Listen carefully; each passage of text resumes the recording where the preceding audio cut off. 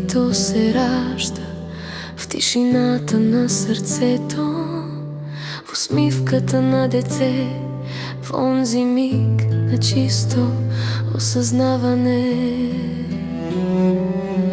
Не е дар, а дихание на душата, която помни светлината. Щастието е да бъда тук, сега и цяла. Щастието не се намира, то се осъзнава.